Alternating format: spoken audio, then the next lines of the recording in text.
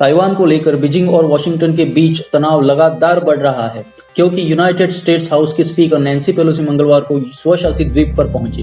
अमेरिकी राष्ट्रपति Joe Biden और उपराष्ट्रपति कमला हैरिस के बाद सर्वोच्च अमेरिकी अधिकारी पेलोसी ने दशकों से चीन की तीखी आलोचना की है, जबकि तियानमेन स्क्वायर प्रदर्शनकारियों, तिब्बती बौद्ध नेता दलाई लामा और हांगकांग के लोकतंत्र समर्थक कार्यकर्ताओं सहित बीजिंग के विरोध का जोरदार समर्थन किया है। पेलोसी की ताइवान यात्रा ने चीनी अधिकारियों को नाराज कर दिया है, जिन्होंने हाल ही में लगातार सैन्य अभ्यास करते हुए ताइवान के वायु रक्षा क्षेत्र में अपनी आक्रामक गश्त और ओवरफ्लाइट को तेज कर दिया है। अब सवाल यह है कि क्या चीन के खिलाफ ताइवान की रक्षा करेगा अमेरिका? सूत्रों के अनुसार यह स्पष्ट नहीं है कि चीनी आक्रमण के मामले में ताइवान किस हद तक अमेरिकी समर्थन पर भरोसा कर सकता है। दशकों से वॉशिंगटन ने ताइवान के बारे में रणनीतिक अस्पष्टता बनाए रखी है, जिसे आधिकारिक तौर पर चीन गणराज्य आरओसी के रूप में जाना जाता है। औपचारिक राजनीतिक संबंधों या यहाँ तक कि पूरी तरह से संप्रभु राज्य के रूप में मान्यता के बिना अपनी सरकार के साथ मैत्रीपूर्ण संबंध बनाए रखता है। व्हाइट हाउस ताइवान को रक्षात्मक सैन्य उपकरण बेच रहा है, हालांकि यह आधिकारिक नहीं है। इस बीच चीन द्वीप को अपने क्षेत्र के रूप में देखता है और यदि आवश्यक हो तो बलपूर्वक इसे वापस लेने की योजना विकसित कर रहा है। पिछले दशकों में चीनी कम्युनिस्ट पार्टी अपनी सैन्य शाखा तैयार कर रही है, जिसे पीपुल्स लिबरेशन आर्मी पीएलए के नाम से जाना जाता है। पीएलए ताइवान की सेनाओं को बौना बना देती है और कुछ विशेषज्ञों के अनुसार ताइवान के किसी भी समर्थक जैसे कि अमेरिका या जापान, इनकी तुलना में पीएलए अधिक शक्तिशाली है, जो इस क्षेत्र में लाने का जोखिम उठा सकता है। लेकिन इसका मतलब यह नहीं है कि ताइपे पूरी तरह से असहाय है। ताइवान के पास अपनी कुछ खास रणनीतियाँ हैं, जैसे कि पॉर्क्यूपाइन स्ट्रेटेजी यानी शाही की रणनीति, बड़ी संख्या में छोटी चीजें। ताइवान पर दशकों से चीनी आक्रमण का संभावित खतरा मंडरा रहा है, जो उसके लिए अपने भूगोल के अनुकूल एक परिष्कृत रक्षा प्रणाली विकसित करने के लिए पर्याप्त है। चीन जैसी विशाल शक्ति से निपटने के लिए ताइवान ने एक विषम युद्ध पद्धति को अपनाया है, जिसे शाही की रणनीति के रूप में जाना जाता है, जिसका उद्देश्य आक्रमण को दुश्मन के लिए बहुत कठिन और महंगा बना देना है। ताइवान ने एंटी एयर, एंटी टैंक और एंटी शिप हथियारों और गोला बारूद के बड़े भंडार को ढेर कर दिया है।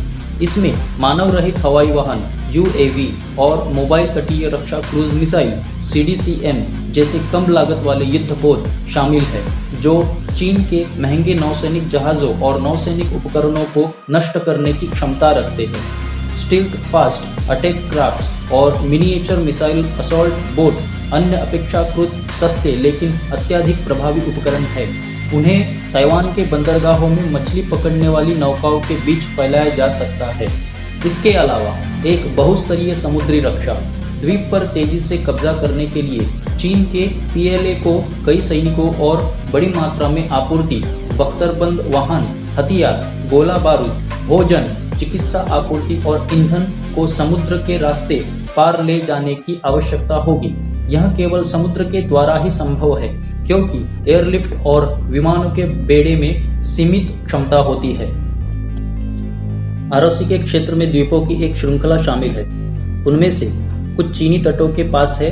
उन द्वीपों पर स्थापित निगरानी उपकरण चीन के तटों से प्रस्थान करने वाले पहले बेड़े का पता लगा सकते हैं। ऐसे माना जाता है कि इससे ताइवान की सेना को बहुस्तरीय रक्षा के समन्वय के लिए पर्याप्त समय मिल जाएगा। समुद्र की खदानें, फास्ट अटैक क्राफ्ट और मिसाइल असॉल्ट बोट के साथ तटों और आसपास के द्वीपों पर स्थित भूमि आधारित मुनियों के साथ पीएलए को अपनी सबसे कमजोर स्थिति में उतरने और ऑपरेशन शुरू करने का मौका मिलने से पहले सामना करना पड़ेगा। अब एक अहम रणनीति जो ताइवान इसका जरूर इस्तेमाल करेगा, वह है गुरिल्ला युद्ध। अगर पीएलए जमीन पर उतरने में सफल हो जाता है, तो ताइवान ने अपने शहरों को गुरिल्ला युद्ध के लिए भी तैयार कर लिया है।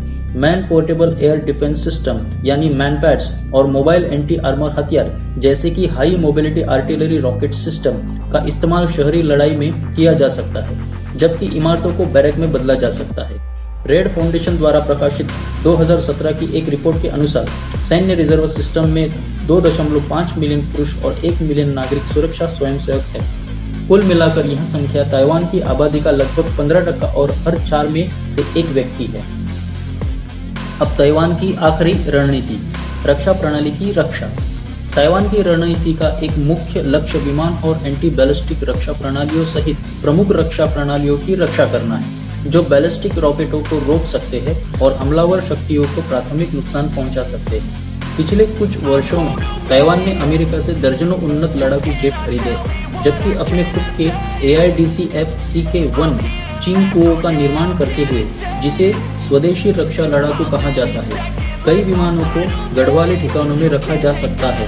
पायलटों को हवाई अड्डों पर बमबारी होने पर उतरने के लिए राजमार्गों का उपयोग करने के लिए प्रशिक्षित किया जा रहा है। इसके अलावा भले ही संघर्ष होने पर वाशिंगटन इसमें शामिल न हो, उसने रक्षा प्रणालियों की बिक्री जारी रखने और ताइवान को खुफिया सहायता प्रदान करने की कसम खाई है। इन सभी उपायों से ताइवान को चीन को यह संदेश देने में मदद मिलेगी कि यदि युद्ध छिड़ जाता है तो यह लंबा, महंगा और खूनी होगा। हालांकि ROC जैसे छोटे रक्षक के लिए सबसे अच्छा परिदृश्य यह होगा कि संघर्ष कभी न हो। अब चाइना और ताइवान के मिलिट्री स्ट्रेंथ के बारे में जान लेते हैं।